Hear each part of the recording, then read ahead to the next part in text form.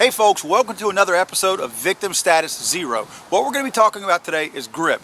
Obviously, in the terms of keeping us from ever becoming a victim, being able to safely and efficiently and effectively operate a firearm is going to be very critical as far as making sure we don't become the victim. We're trying to neutralize a threat. Having proper grip, proper contact, and control, and safe control over that firearm is essential. It doesn't matter if it's a pistol, a shotgun, or a rifle. Having and maintaining proper control and contact with that firearm is going to allow us to do what we want to do with that firearm in a safe and effective manner. One of the most underrated and underappreciated things that I see in terms of fundamentals of shooting is the grip. Most people want to look good at the range, they want to shoot fast, they want to have this overly tactical attitude about them, but they overlook some of the most basic fundamentals, and again, one being grip. One of the first and main fundamentals of grip is going to be getting as high as you can on the bore axis. What you want to do is you want to focus on this line right here. This is your bore axis. Wherever your barrel is, this is your muzzle. Follow it along, and that's your bore axis. The higher you get closer to that bore axis, the better chance you have of taming and controlling that recoil when it comes back. And when I say comes back, is that's what you want to do. You want it to come back, not up. But when you hold too low, what you're doing is you're allowing that pivot point to now be down low, right in this area. So you've got a pivot point here, and that's where that gun is going to want to rock back, because that bore axis is wanting to come across right through here. If you get as high up on that bore axis as you can, what you're doing is you're taking that recoil and you're sending it straight back into your body. Whenever you're going to shoot like this, you're sending it straight rearward. You're actually taming it with your body and your grip and your hands. Now, being high on the bore axis applies to every type of handgun that you fire. We're looking at a 1911. That's going to apply big time on a 1911, because if you don't engage that grip safety, you're not pulling that trigger. You have to engage, get up high on that beaver tail and engage that grip safety in order to make this thing fire. However, other semi-automatic firearms, like a Glock for instance, you got to do the same thing. You still have the same swell right there. You need to use the web of your hand and get up high on that thing. Again, we want that slide to be able to move comfortably rearward like that. Same thing applies on a revolver. A revolver, you're not going to get much lower than this without this thing flying out of your hand. You want to get high on this thing. Now, remember, we've got a hammer coming back. We have to remember about hammer bite also. But as long as you're getting this middle finger up into that trigger guard like that, like so, you're not going to be able to get much higher than that. You're not going to be able to roll your hand up and get into your webbing into where that trigger is going to come back and bite you. Now, to give you a good example of why getting high on this bore axis is important, I want to show you something. Not only is it important on getting a good follow-up shot and a good first shot, period, it also can make your firearm malfunction. Check this out. If I hold the gun too low, look what happens. Not only does the gun rock back, it also doesn't function properly. Your firearm needs the force of your body, keeping some leverage on the back side of this, force against it going forward, for it to work properly.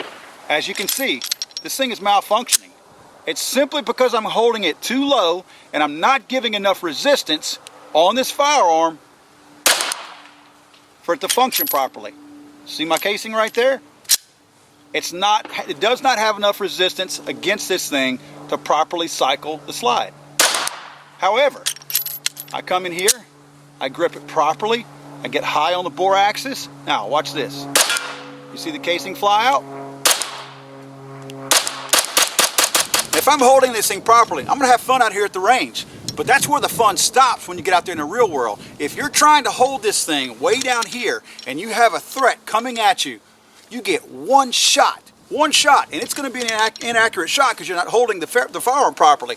You're not going to get a second shot. As you saw, that person is going to be on you before you have a chance to realize what you have, troubleshoot it, and resolve the situation in order to get off your second shot.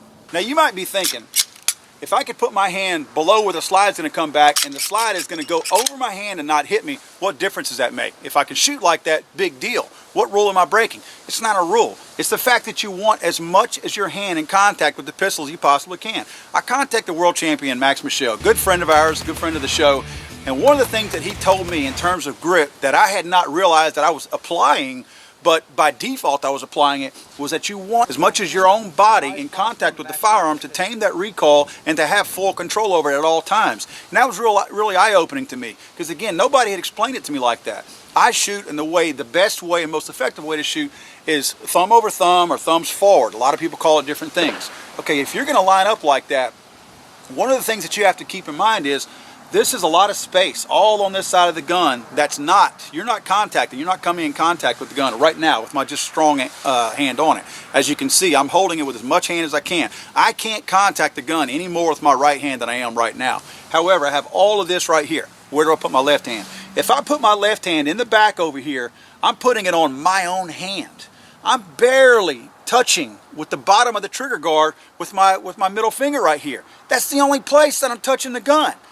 So if I want to actually get a good brace on the side of this gun, the left side of this gun, because again, I'm cool with my right hand, I'm going to be able to come in here, fill in this gap, place my thumb forward where I want it to be, and as you see, my palm is all on the inside of this gap right here. Not only that, where my fingers are right here, I'm able to brace my palm up against the back of these fingers right here and get even more of a grip. I have such a rock solid grip on this gun right now, there's no way it's coming out of my hand. This is a good firm grip, and I'm going to be able to control recoil no matter what, and in most situations I'm going to be able to get a second follow-up shot without much hesitation. Now, one thing Max pointed out that I'm guilty of not doing is I don't do a good enough job of making sure that my support hand, my fingers are lined up in a 45-degree angle to the ground whenever I come into place and put it against the left side of this pistol. The reason why that's important is because it allows you to lock your wrist right in this area. It allows you to come in here and get a nice firm grip. There's nothing going between my two hands right now. There's no room in there. But my wrist is also cocked and locked to where whenever the recoil comes back and hits like that, it's locked into place. If my support hand is more at a 90-degree angle instead of a 45, what happens is, and now it's harder for my left thumb to point forward and get a good grip on the frame, whether it's wanting to ride up on the slide, but also the recoil is going to be a lot harder on me because now it's going to come back like this. By putting that hand at a 45 like that, you're getting this hand, your left hand, farther forward on the pistol, getting more of your hand on the pistol, and you're also locking this part of the wrist to where you're taming that recoil where it's not going to be able to bounce up on you near as much, if any. Now, one of the most dangerous things that I've seen people do at the range that really affects grip, and is an improper grip and it's not giving you effective grip, so there's no reason to break the rule, is that they use their support hand on their strong hand and they place it behind, basically behind where the hammer is going to fall or where the slide is going to come back, and they hold the firearm like that and they shoot. You can probably get away with that cowboy style, and I say cowboy style, that's with all due respect to John Wayne. I doubt he even held a gun like that. But you're probably going to be able to get away with it shooting a revolver like this where the hammer comes back. Where it's really going to bite you and where it's really wrong is whenever you get your hands on a semi-automatic. This slide is coming back. If you are holding this thing like this, that slide, you'll do it one time. That slide is coming back, and where my hand was right here, now it's in the way. That slide does not care that my hand is there. That slide is going to come back. It's going to take skin off. It's going to take bone off.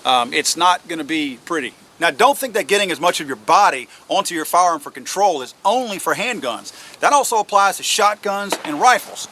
One of the things that I like to do is I still have my thumbs forward. If you notice, whenever I grab this gun, I'm also pointing my thumbs directly forward. Now, you see some people grab them a little bit differently. You see some guys get a little overly tactical where they want to really do a little bit of gun yoga and get their hands really all over the place. I'm focused on, as a basic beginner intermediate guy, keeping both thumbs forward. When I put both thumbs forward, I'm aiming at my target. I'm pointing at my target. I don't necessarily have to look at my sights because, again, remember, we're talking about a high-stress situation. I may not have all my faculties about me. At least if I keep some muscle memory involved where my thumbs are always pointed forward, I have a better chance of pointing my hands naturally at a target rather than trying to worry about sights.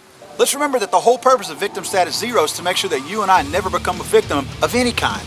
The only way to do that is to practice. Make sure that we're familiar with our firearms, we're familiar with our surroundings. We're going to be talking about a little bit of that later on.